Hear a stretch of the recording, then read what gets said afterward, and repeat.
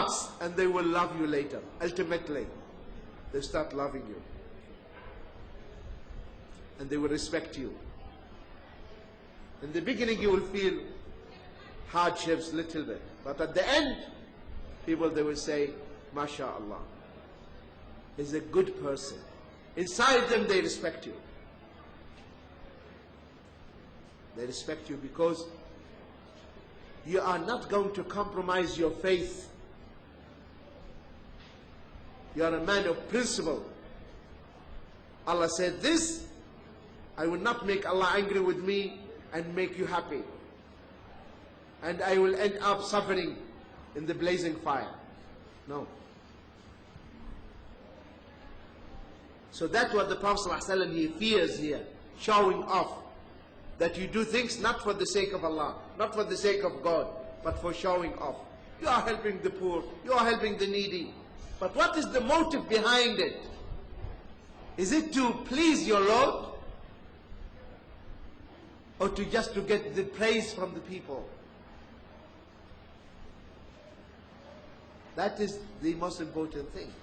So showing off, it nullifies the good deeds that you had done. So always you ask yourself, am I doing it for Allah? Keep reminding yourself, am I doing it for Him? If not, rectify, change your niyyah, correct it. Also, Ibn Mas'ud radiyallahu anhu narrated that the Prophet sallallahu alaihi wasallam,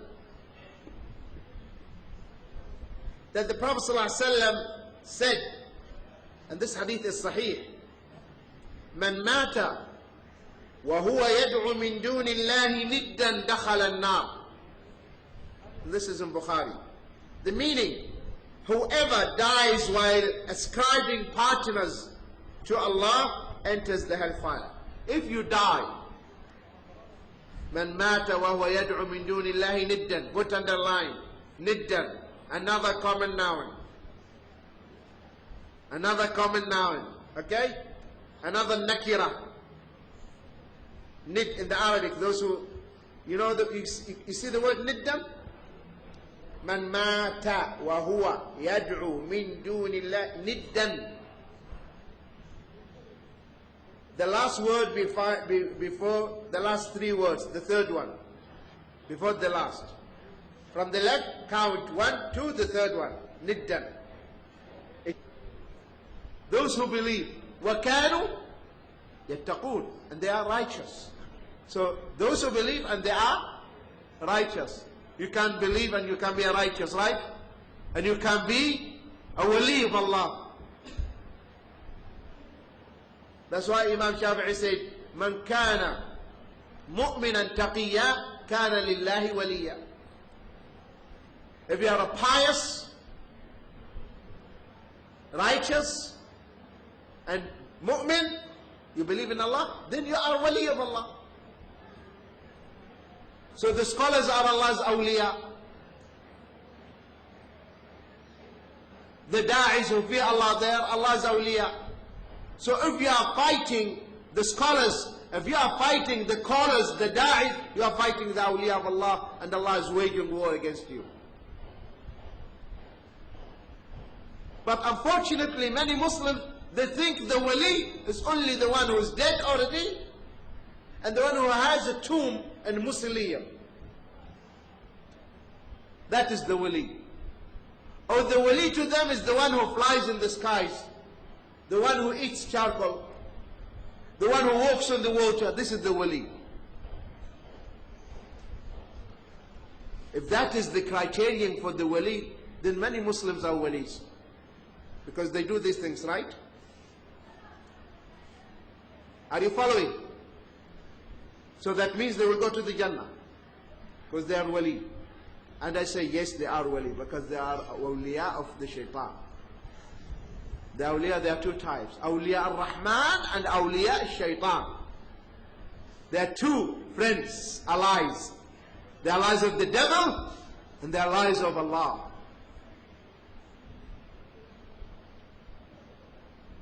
So if you want to be from the friends of Allah, those who will be protected by Allah, then be pious and a true believer. Are you following?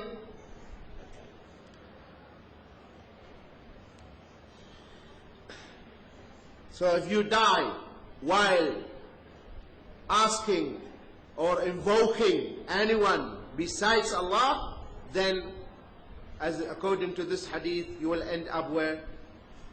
In the blazing fire. Another hadith, which is also authentic hadith,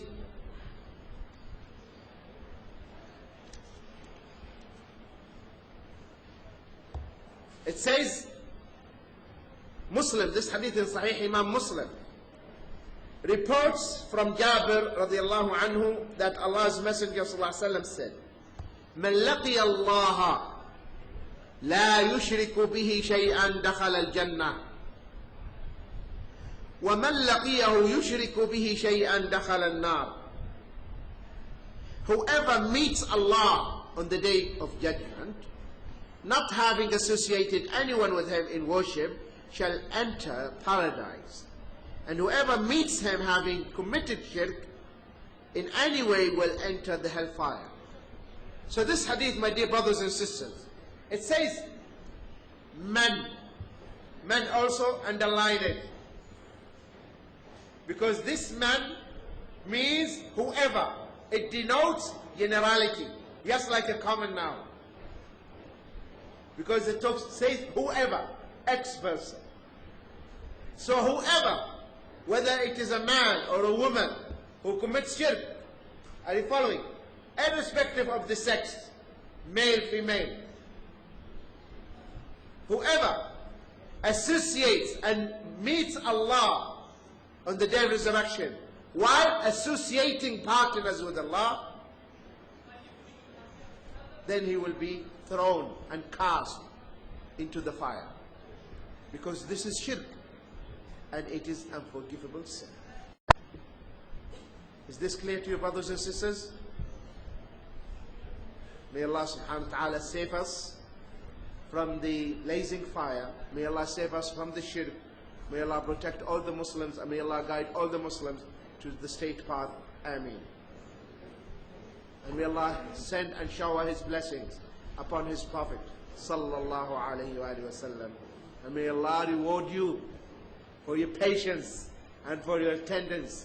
Barakallahu fikum. Jazakum Allahu khaira. And now, for the remaining time, we are going to open the floor for questions. So if you have any question, brothers and sisters, ask your question.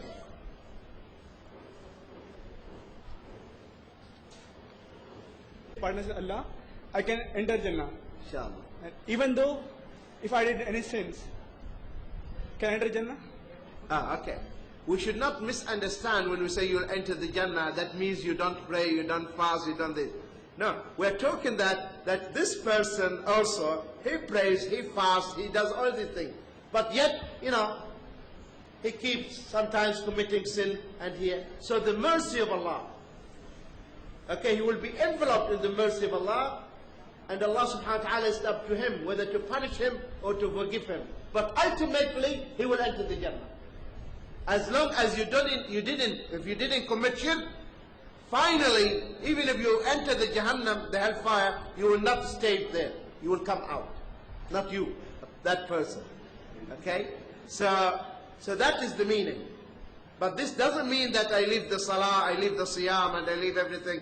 I say I have the Tawheed. Because that in itself is a contradiction. Because the Tawheed means I single out Allah and I worship Him, and you're not worshiping Him. So how you claim that you are achieving the Tawheed?